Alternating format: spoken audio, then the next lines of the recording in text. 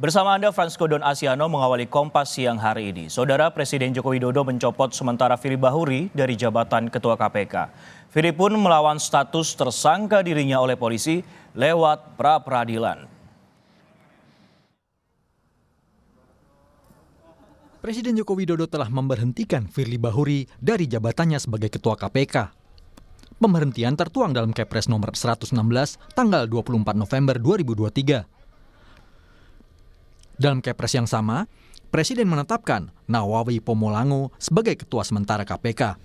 Jadi ada dua isi dari Kepres itu, satu yang terkait dengan pemberhentian sementara ya Ketua KPK, dan yang kedua adalah pengangkatan Ketua Sementara. Ini sesuai dengan Kepanitraan Pidana Pengadilan Negeri Jakarta Selatan telah menerima permohonan pra-peradilan atas nama Firly Bahuri pada hari Jumat 24 November.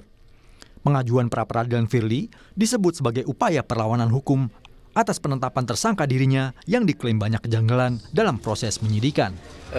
Kepanitraan Pengadilan Negeri Jakarta Selatan, Kepanitraan Pidana, telah menerima permohonan pra-peradilan dari pemohon atas nama Firly Bahuri oleh Ketua Pengadilan Negeri Jakarta Selatan. Telah ditunjuk hakim tunggal yang akan menangani perkara pra-peradilan tersebut, yaitu Ibu Emelda Herawati SMH, dan hakim tunggal yang telah ditunjuk tersebut telah menetapkan hari sidang pertama, yaitu pada hari Senin tanggal 11 Desember. Polda Metro Jaya mencegah Firly Bahuri ke luar negeri setelah ditetapkan sebagai tersangka kasus pemerasan terhadap Syahrul Yassin Limpo. Firly dicegah ke luar negeri selama 20 hari ke depan. Pencegahan dilakukan untuk kepentingan penyidikan. Tersebut ditujukan kepada Dirjen Imigrasi Kementerian Hukum dan HAM RI terkait dengan permohonan pencegahan ke luar negeri atas nama tersangka FB selaku Ketua KPK RI untuk 20 hari ke depan untuk kepentingan penyidikan yang saat ini sedang dilakukan penyidikannya oleh tim penyidik.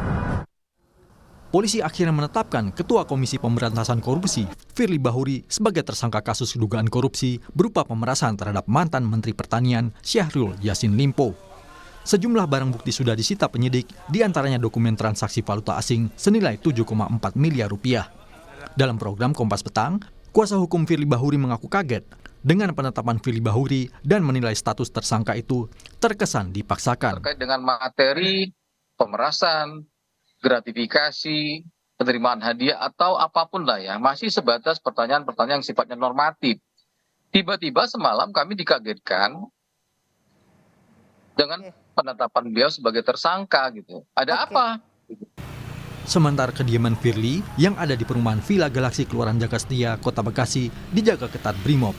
Usai Firly ditetapkan sebagai tersangka, rumah Firly sempat digeledah polisi untuk kepentingan pengusutan kasus. Tim Liputan Kompas TV.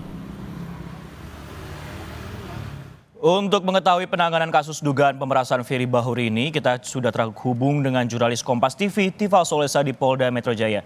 Tifal, selamat siang. Lantas bagaimana status pencekalan terhadap Firly Bahuri saat ini?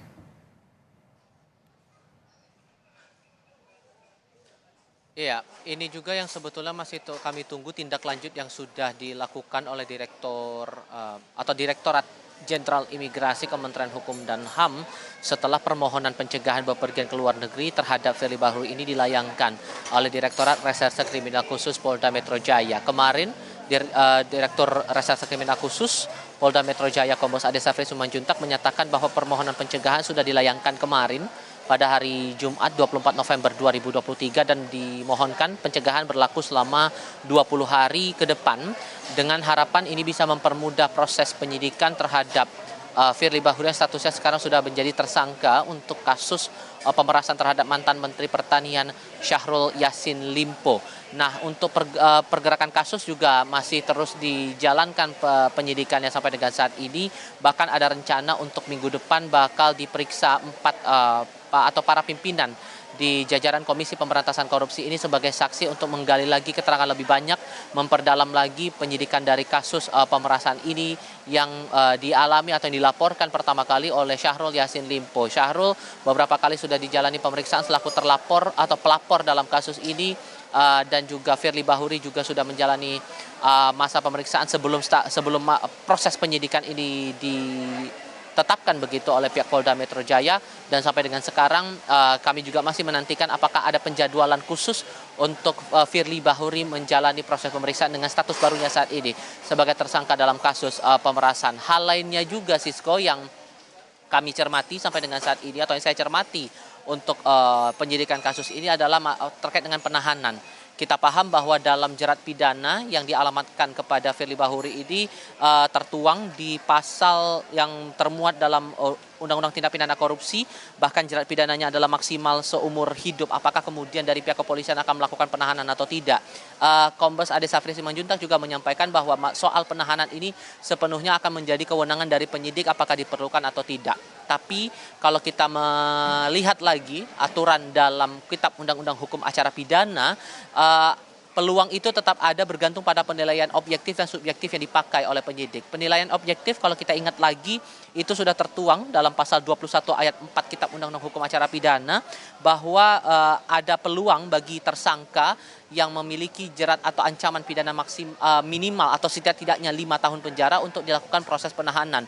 Terlebih untuk kasus-kasus yang termuat dalam pasal-pasal tertentu, dalam hal ini untuk pelanggaran-pelanggaran termasuk salah satunya adalah narkotika dan juga pasal-pasal lain yang tertuang dalam Kitab Undang-Undang Hukum Pidana. Tapi juga jangan lupa bahwa untuk proses penahanan itu juga ada pandangan subjektif yang dipakai oleh penyidik. Dalam aturan di pasal 21 ayat 1 KUHP itu juga menerangkan apabila kemudian dari pihak penyidik memiliki kekhawatiran dalam beberapa bentuk, entah itu khawatir kabur atau melarikan diri dari tersangka, kemudian merusak atau menghilangkan barang bukti atau mengulangi tindak pidana yang sama di kemudian hari, maka akan ada peluang untuk dilakukan proses penahanan. Tapi sampai dengan sekarang kami juga masih menantikan informasi pasti dari Direktorat Reserse Kriminal Khusus Polda Metro Jaya apakah Firly akan langsung dilakukan penahanan dan kapan kiranya Firly akan melakukan pemeriksaan lanjutan setelah statusnya naik menjadi tersangka.